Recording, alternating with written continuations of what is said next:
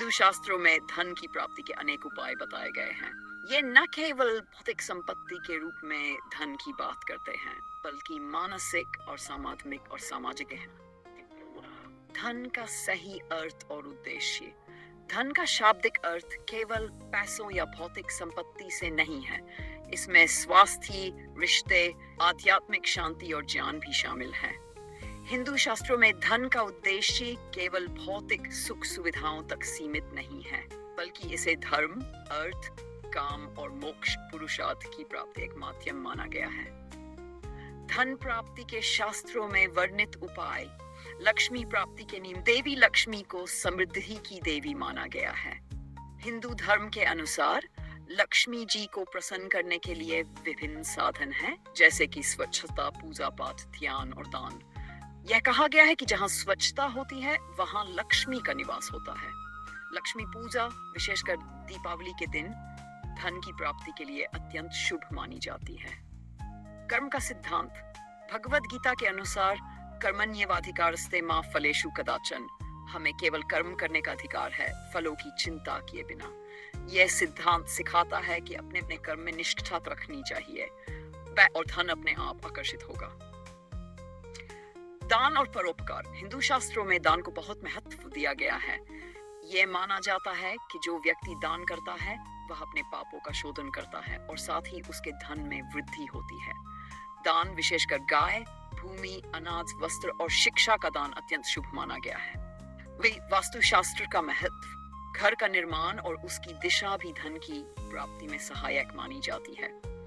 वास्तुशास्त्र के अनुसार घर की उत्तर दिशा को कुबेर की दिशा माना गया है और इस दिशा को स्वच्छ और व्यवस्थित रखना लक्ष्मी प्राप्ति के लिए आवश्यक माना जाता है। मंत्र, तंत्र और यंत्र। कुछ विशेष मंत्र, जैसे कि श्री सूक्त का जाप, धन की प्राप्ति के लिए अत्यंत प्रभावी माने गए हैं। इसी प्रकार कुबेर यंत्र और लक्ष्मी यंत्र को घर में स्थापित करने से भी धन का आह्वान किया जा सकता है।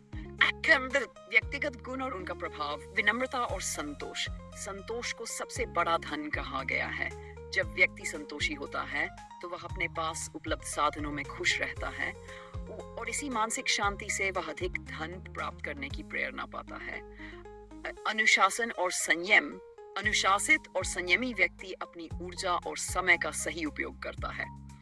इसके कारण वह अधिक लाभदायक कार्य कर पाता है, जिससे उसके धन में वृद्धि होती है। सत्य और अहिंसा। सत्य और अहिंसा को जीवन में अपनाने से व्यक्ति समाज में प्रतिष्ठा प्राप्त करता है और उसके साथ साथ धन भी प्राप्त होता है। समाज में उसकी विश्वसनीयता बढ़ती है, जिससे लोग उस पर विश्वास करते हैं और उसे नए अवसर प्राप्त होते हैं। धन की प्राप्ति में कर्म, भाग्य और ईश्वर का स्थान। हिंदू शास्त्रों में यह भी कहा गया है कि व्यक्ति को अपने कर्मों का फल प्राप्त होता है, लेकिन भाग्य और ईश्वर कृपा होती है। कर्मफल का सिद्धांत। यह माना जाता है कि पिछले जन्मों के कर्मों का भी प्रभाव इस जीवन में पड़ता है। यदि पिछले जन्मों में व्यक्ति ने अच्छे कर्म किए हैं तो वह इस जन्म में उसे शुभ फलों के रूप में प्राप्त होता है। ईश्वर की आराधना और प्रार्थना। व्यक्ति को ईश्वर में विश्वास और निष्ठा रखनी चाहिए। नियमित प्रार्थना, पूजा पाठ और ध्यान से व्यक्ति को मानसिक शांति मिलती है और वह अपने कार्यों को सफलतापूर्वक संपन्न कर पाता है। अच्छे कर्म और समाज सेवा। जो व्यक्ति समाज सेवा करता है और अपने कार्यों से दूसरों की भलाई करता है, उसकी प्रतिष्ठा बढ़ती है और उसे समाज से धन और मान सम्मान मिलता है। धन का सदुपयोग। हिंदू शास्त्रों में यह भी कहा गया है कि जो व्यक्ति धन का दुरुपयोग करता है उसे लंबे समय तक धन नहीं टिकता।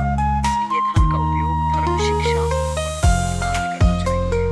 यदि धन का सदुपयोग किया जाता है तो वह न केवल व्यक्ति को भौतिक सुख देता है, बल्कि आध्यात्मिक उन्नति भी प्रदान करता है। निष्कर्ष। हिंदू शास्त्रों में धन की प्राप्ति का मार्ग न केवल भौतिक साधनों पर आधारित है, बल्कि वह आंतरिक शांति, आत्मसंतोष और अच्छे कर्मों पर भी निर्भर करता है।